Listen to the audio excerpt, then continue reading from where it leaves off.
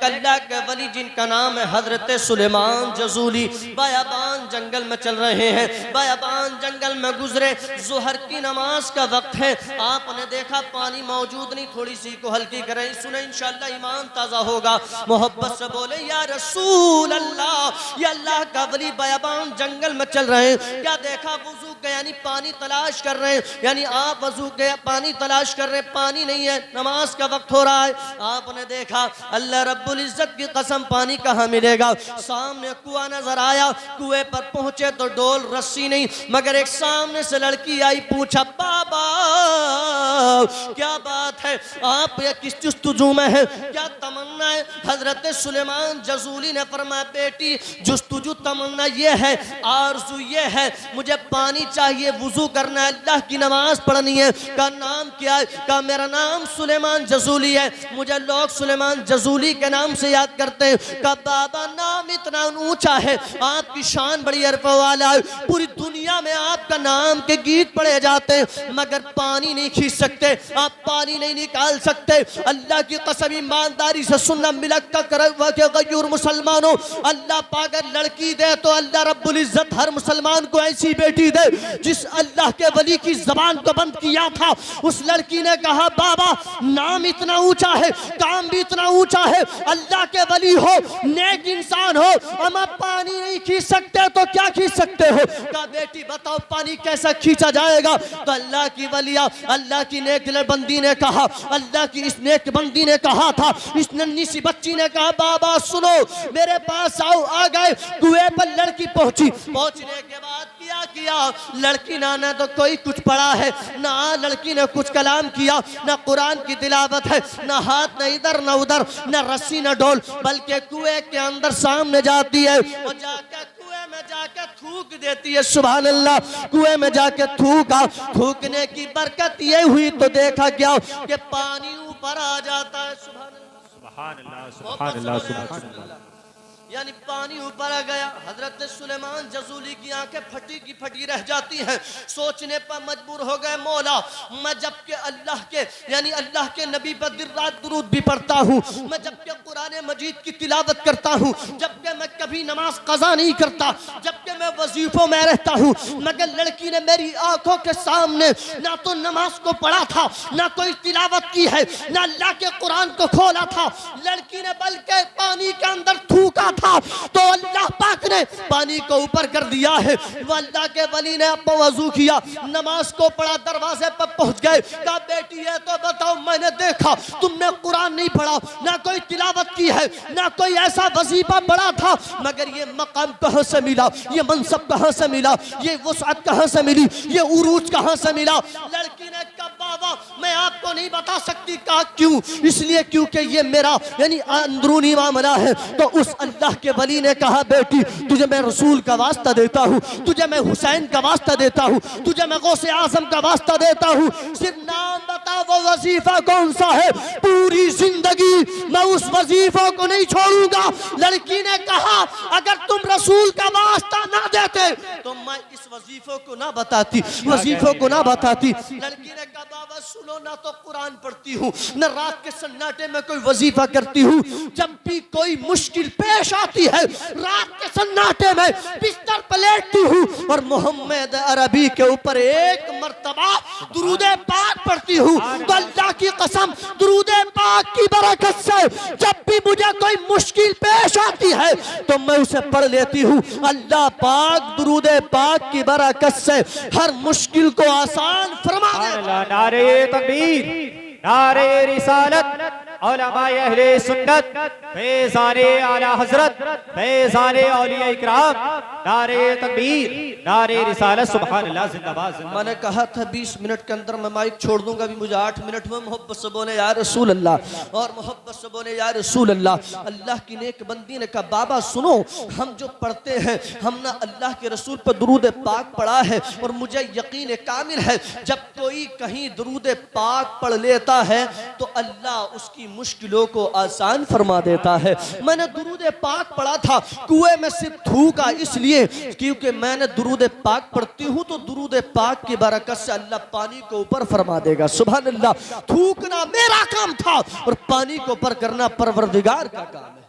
दुरूद पाक पढ़ अल्लाहुम्मा सल्ली अला सय्यिदिना व शफीना व हबीबिना व मौलाना मुहम्मद व अला आलिहि व सल्लम। सलातु व सलामुन अलैका या रसूल अल्लाह। आपके घर में बेटी पैदा हो जाए तो चेहरा आपका उतर जाता है, चेहरे का जोग्राफिया खराब हो जाए। दो बेटियां हो तो टेंशन है 20 लाख रुपए कहां से बनेंगे। आपको अच्छी तरह बात मैं ज़हन नशीन कर दूं, एक वाक़या सुनाऊंगा इंशाअल्लाह ईमान ताज़ा होगा। मोहब्बत से बोले या रसूल अल्लाह। अल्लाह की कसम, लड़की अगर घर में 4 बेटियां हो जाए तो आदमी टेंशन के मारे मरे फिर रहे हैं, आलू खोदने को तैयार नहीं। खेती बाड़ी कितनी भी कर ले, अगर आदमी के पास 4 बेटियां हो, अगर 50 बीघा जमीन भी हो तो आदमी अपनी जिंदगी में कुछ नहीं कर पाएगा सिवाय शादियों के। मगर एक बुजुर्ग है, इमाम आजम के शागिर्द इमाम मोहम्मद, सुने ईमानदारी से सुने, मोहब्बत से बोले या रसूल अल्लाह। इमाम आजम अबू हनीफा के शागिर्द, इमाम आजम के शागिर्द इमाम मोहम्मद, इनके पास एक सफेद बूढ़ा शख्स आ गया जिसके बाल सफेद थे, भौया मिली हुई थी, यानी ढुके ढुके चले आ रहे थे,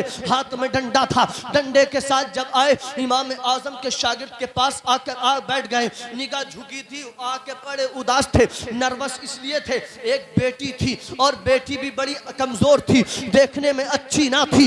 इमाम मोहम्मद के पास आके कहा, हुजूर मेरा एक मसला हल कर दीजिए, मेरा एक छोटा सा मसला है। मसला ये है, यानी मैंने एक मन्नत मांगी थी अल्लाह की बारगाह में, मेरे मौला मुझे बेटी अता करना, बेटी अता कर दे तो मैं उसके दान जहेज के अंदर जो भी कुछ होगा दुनिया के अंदर, मैं अपनी बेटी के जहेज में दुनिया की हर दौलत अता कर दूंगा। अल्लाह ने मुझे बेटी अता की है। ए मेरे इमाम मोहम्मद सुनो, अल्लाह ने मुझे बेटी अता की और बेटी के साथ आज वो जवान हो गई है, रिश्ता भी हो गया है, आज उसकी बारात आने वाली है। ना तो मेरा बेटा है, ना मेरा कोई भाई है, ना कोई ऐसा रिश्तेदार है जो मैं अपनी बेटी को जहेज में कुछ दे सकूं। ना कोई गाड़ी दे सकता हूं, ना चौपहिया गाड़ी दे सकता हूं, ना कोई ऐसा साजो सामान दे सकता हूं जो मन्नत पूरी हो जाए। तो मेरे इमाम मोहम्मद ने कहा था, ए मेरे आने वाले बुजुर्ग सुनो, टेंशन लेने की जरूरत नहीं, उदास होने की जरूरत नहीं है। मैं तुम्हें ऐसा नुस्खा बताता हूँ, पूरी जिंदगी अगर तुम मन्नत भी मांग लोगे अल्लाह तुम्हारी मन्नत को पूरी फरमा देगा। सुभान अल्लाह, सुभान अल्लाह। मोहब्बत से बोले या रसूल अल्लाह।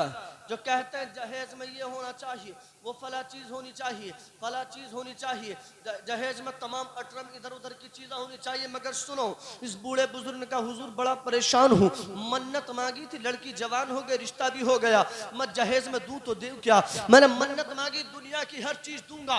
तो आपने फरमाया, इमाम मोहम्मद ने कहा घर चले जाओ, जब आपकी बेटी विदा हो तो मेरे पास आ जाना, मैं तुम्हें ऐसा यानी आपको साजो सामान तोहफा बताऊंगा जो इंशाअल्लाह तुम्हारी मन्नत पूरी हो जाएगी। सुभान अल्लाह, मन्नत पूरी हो जाएगी। इमाम मोहम्मद ने कहा ठीक है, घर चले गए। जब शाम का वक्त आया, बूढ़े को चैन नहीं मिल रहा था, उसने सुकून ना था। अमा जिसकी बेटी जवान होती वाकई सुकून नहीं मिलता।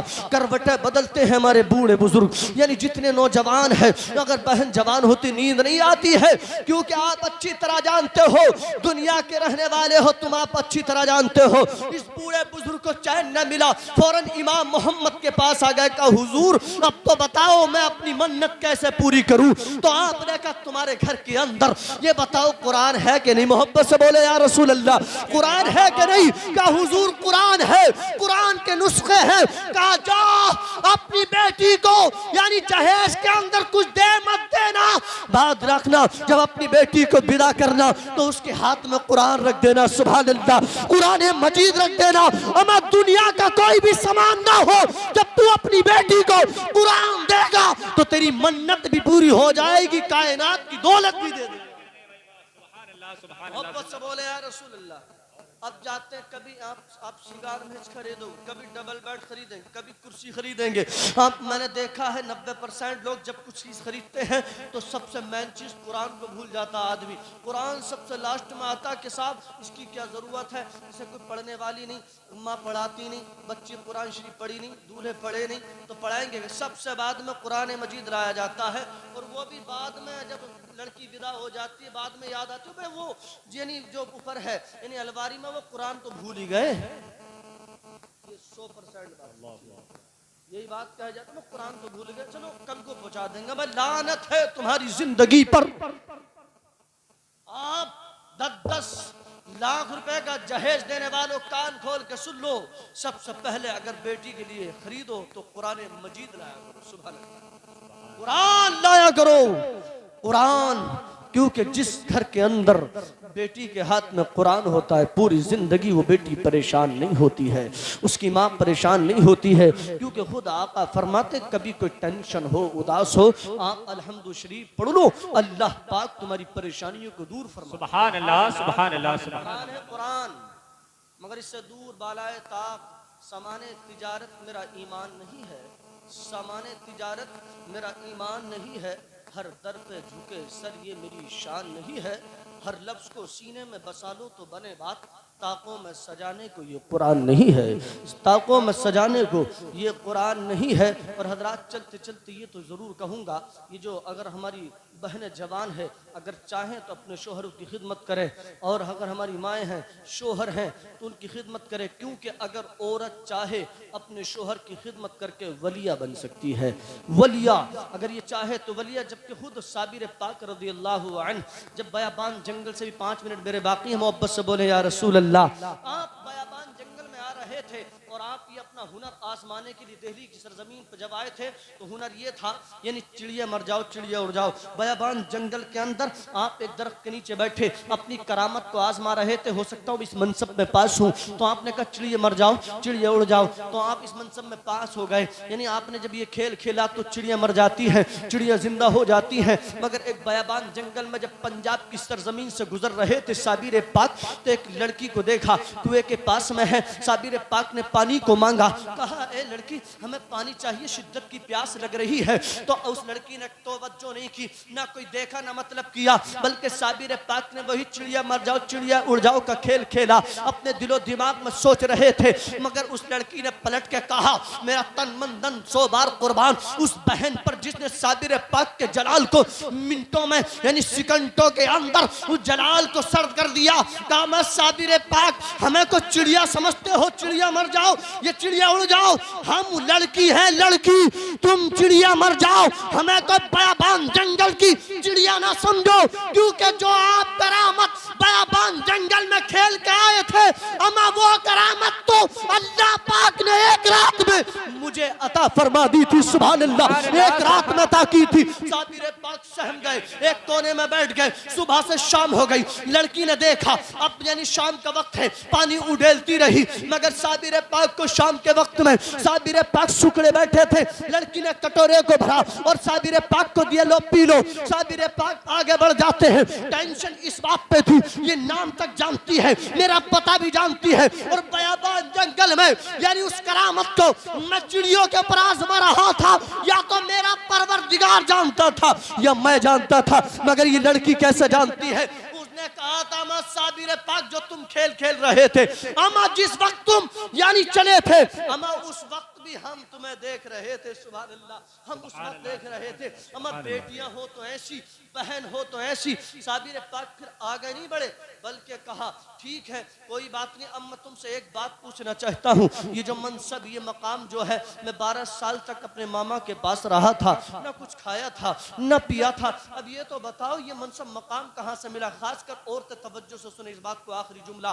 उस लड़की ने कहा 12 साल रहे, जो करामत तुम्हारी है अल्लाह ने मुझे एक रात में अता की थी। सुभान अल्लाह, क्या कहने हैं बाबा, सुभान अल्लाह। आखिरी बात, यानी एक रात में मुझे मेरे परवरदिगार ने ये करामत अता की थी, जो तुम 12 साल में सीख के आए हो, जो खिदमत करके आए हो, ये ऐसी शान मेरे रब ने मुझे एक रात में दी। कहा कैसे? कहा मेरे शोहर जो थे एक मजदूरी करते थे, बयाबान जंगल में मजदूरियां करके मेहनत और मशक्कत करके कुछ रुपए लाते, हम उसी से गुजारा करते। मगर मेरा शोहर नमाज का बहुत पक्का था, मैं खुद नमाज की बहुत पक्की हूँ, मगर रात के सन्नाटे के अंदर मेरा शोहर जो है रात के नाटे में आकर सो गए। सोने के बाद उनकी आंख खुली, और खुलने के बाद पानी को तलब किया। मैं कुएं के पास गई, पानी को लाई, लाने के बाद मैंने देखा मेरे शोहर की आंख लग चुकी थी। तो मैंने अपने शोहर को जगाना मुनासिब ना समझा, बल्कि पूरी रात अपने शोहर के सरहाने